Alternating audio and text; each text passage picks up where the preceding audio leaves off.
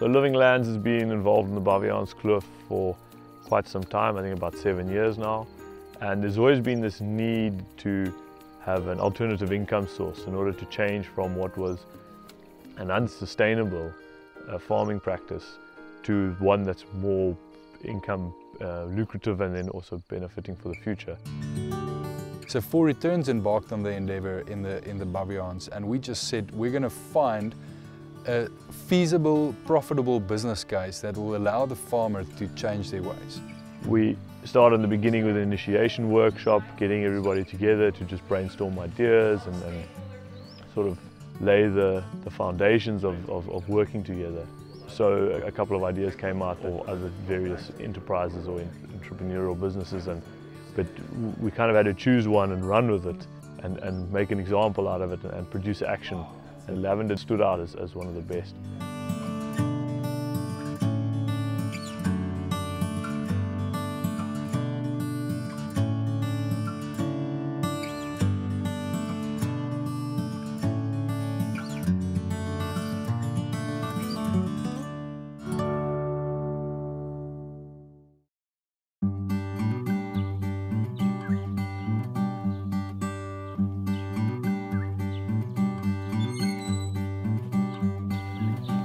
Ja, wel, wat het gebeur is seker die belangrikste ding. Het is maklik om te praat. Baie mense, jy praat maklik oor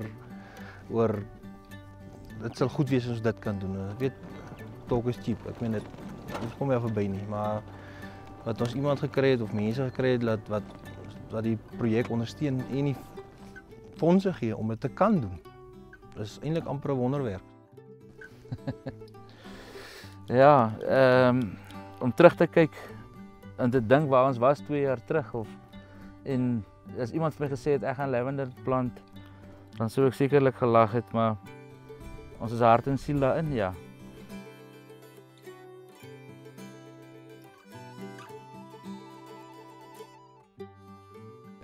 It's quite a technical procedure, which has taken a bit of time to master. So there's quite a lot of work that needs to be done before the plants can actually go into the ground. So at the moment, dripper lines are being rolled out and straightened, measured out.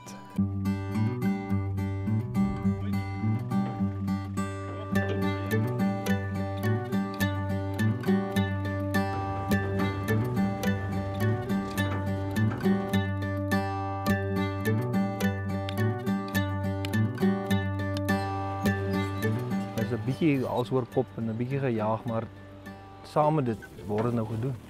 Ek dink dit was nie 'n slegte roep om dit te doen nie. Ek is eintlik bly daaroor dan. Ek beëindig. Ek meen as ek nou oor 2 of 3 weke klaar geplant gaan wees, dan sal ek sê maar wag, dit was nie moeite werd en dit is klaar.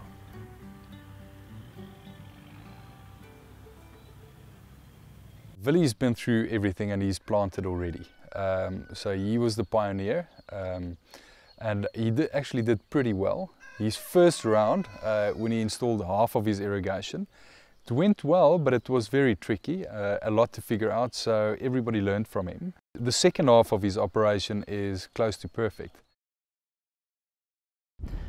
Ons wat plant is baie opgewonde daaroor en selfs die wat nie plant nie, hulle is net so opgewonde vir die hele projek en hoop ons alle sukses toe. En heel moontlik sal hulle later ook betrokke raak. Ek glo hulle sal betrokke raak. Maar op die ou end dink ek dat ons gaan baie meer produsente raak as wat ons nou is. We're in the process of commissioning the processing facility that needs to be set up in the kloof. So we're going to set up an entire factory which will be responsible for the processing, the distillation of these plants into oils. That's where the aromatic oils are actually extracted from the plants. From there, it's put in barrels or bottled, for the lack of a better phrase, and it's exported to Europe and America, which are the predominant markets at this stage. So the Baviaanskloof Development Company, or what we call the DevCo, it's a company that was set up to deal with the whole essential oils production. And essentially what it does is take away or spread the risk so that the farmer's not stuck with all the risk.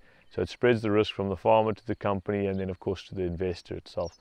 And the company itself, the DevCo, is 70% owned by the farmers and 30% owned by 4 Returns, which is in collaboration with Common Land and other investors in that. And what it does is it means that the farmers can come together cooperatively and run a business with a similar model as a cooperative, but the financial gains and benefits of a company.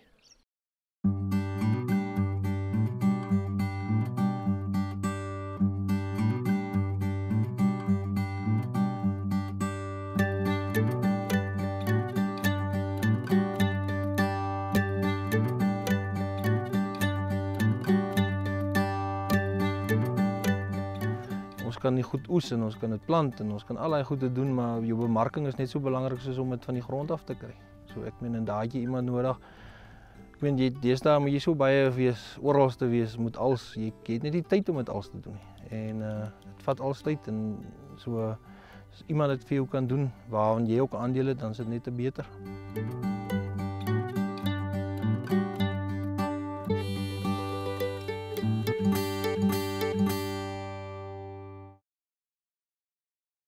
The Baviaanskloof DevCo doesn't just focus on the land or the area where the essential oils are being planted, but it tries to get the farmer to look at the farming, his whole farm as a unit, and manage it more holistically. So a couple of the farmers have come up with really great ideas to showcase some scenarios. We're taking really degraded pieces of land that are in your face or you can really see it, and in close proximity to the lavender development itself, and to try and focus restoration activities there so that they can see results within 2 or 3 years and really showcase the movement and provide a source of inspiration for the landscape to move forward. So you'd be able to stand on the lavender field itself, and what in 5 years' time or 3 years' time even will be one big mass of purple, the back hill slopes will be all hopefully restored, nice and green and good pristine thicket. As al die boere in die kloof betrokke raak, kan ons 'n redelike impak maak, dink ek, selfs in die wêreld. As een bemarker van essensiële olies. Maar as ek reken ons kan genoeg hektaar bymekaar kry om ons stem dik te maak daar in die buitewêreld. Ek is baie opgewonde. Ek dink dat hierdie projek nog in sy babeskoentjies staan. Daar wag 'n goeie toekoms vir ons almal en vir ons natuur en vir hele Baviaanskloof.